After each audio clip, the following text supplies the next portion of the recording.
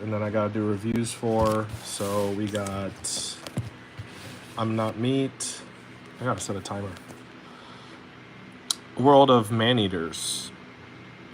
Ushara Kunio is a handsome copywriter, an ad agency with a bright future ahead of him. But he has a terrible secret. He's afraid of women. Whenever a woman makes a move on him, he can only see an apex predator. Weddings, restaurants, and even work aren't safe. Unfortunately, he is working on a new ad campaign for a dating app. He needs to get more familiar with the world of sex and romance. It will take all his cunning and wildlife knowledge to not get torn apart. Can he survive a tale filled with desire, both carnivorous and carnal? All right, so that's that one. We got Bocchi the Rock. Hitori Gato just wants to be popular, but the thought of interacting with her classmates makes her fall to pieces. Her solution: become a rock legend so cool that people approach her instead. However, while spending all of the middle school in her closet shredding on the guitar may have earned her anonymous internet fame, it did nothing for her social skills. Now high schooler, Hitori's feeling ready to shrivel up and die when she gets a sudden request to fill in for a band. It's like her wish came true. But does this most anxious of introverts have what it takes to perform in front of a live audience? All right. And then we have How Do We Relationship. I think this is a Yuri. Shai Maiwa has always dreamed of finding love, but living in a small town Japan made finding the right match difficult, especially since she likes girls. Even going away to college didn't seem to help, until one day her outgoing classmate Seiko suggests they might as well start dating each other since it's not like either of them has other options. That's terrible. At first it seems like things won't work as their personalities clash and misunderstandings abound, but when her casual friendship starts to become something more, Miwa begins to wonder, can a pragmatic proposal lead to true love? Okay. Then we got Sakamoto Days. Taro Sakamoto was once a legendary hitman considered the greatest of all time. Bad guys feared him. Assassins revered him. But then one day he quit, got married, and had a baby. He's now living a quiet life as the owner of a neighborhood store. But how long can Sakamoto enjoy his days of retirement before his past catches up to him? Time has passed peacefully for Sakamoto since he left the underworld.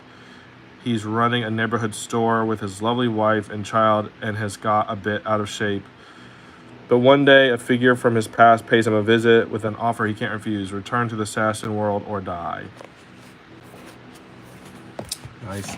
Then we got The Geek Hitman. That's a pillow. I couldn't tell when I first looked at it. I was like, oh, that made it even funnier. So in his life as a hitman, Marco never failed to eliminate his targets. Known throughout Italy as the Oracle of Florence, he made a name for himself, executing his missions quickly and silently with no hesitation. However, one day in the course of his work, he comes upon a remarkably cute figurine that will change his life forever. Determined to track down the source of such a charming visage, he leaves Italy behind to immerse himself in the world of anime, manga, and games. But his departure ruffles more than a few feathers, and now with a bounty on his head, Marco can't let his guard down just yet. All right, so overall, that's what we got to get done today. Then put the reviews up. Yeah. So I'm wondering what I should start with first. I think this one interests me. I'm tired, so I think that would... anything that interests me, I should accomplish first.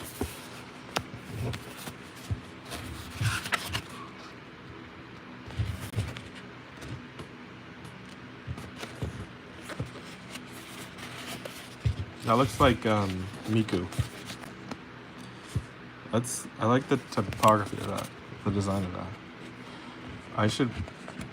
it's funny, like, am I gonna read this off of the phone, or am I gonna read this... it's honestly brighter on the phone to read. That's hilarious. All right, Florence, Italy. Man was once a player in his peaceful and affluent city's underworld. Not a single soul in his line of work is ignorant of his legendary killing prowess. None have laid eyes on him, and that's left in his wake, and all that's left in his wake is a pile of corpses. They call him the Oracle of Florence, or Tio. His name is Marco. Soaked in blood, reeking of death. There was no hit he couldn't handle. Yet one day, the Oracle of Florence suddenly vanished.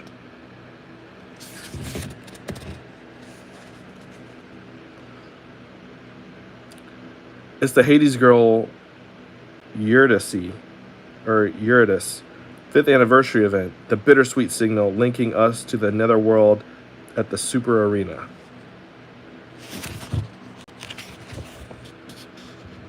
I lost the ticket lottery.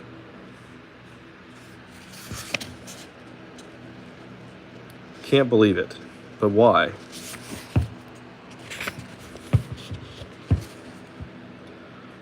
Up until now, I've never failed a single mission. I was quick, silent, and determined. But then it hit me like a truck, of course. She's so cute. Where'd you get this? In Japan. Fantastico Giappone. Driven by a new sense of purpose, I had a goal to pursue. With that in mind, I decided to cancel all my hits. Now I'm the one with a price on my head. Unfazed, I set out for Japan. And now, well...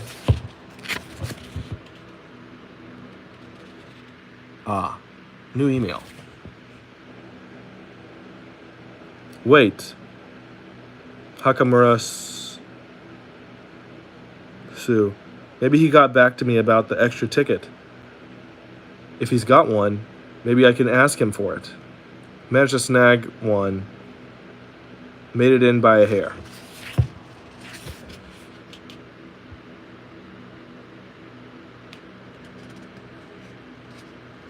I thought that was good. Did that just repeat the...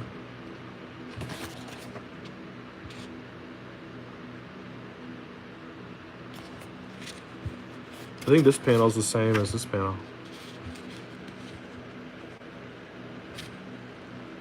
I doubt he's got any extra tickets, but I guess I got it. The gods smile upon us. I got 2 tickets. I'll give you one. Okay. Fantastico Giappone.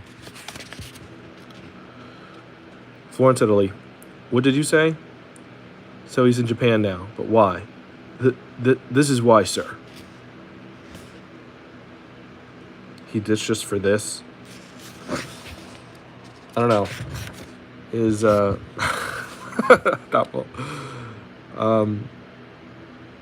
This legendary hitman, his new otaku lifestyle has only just begun.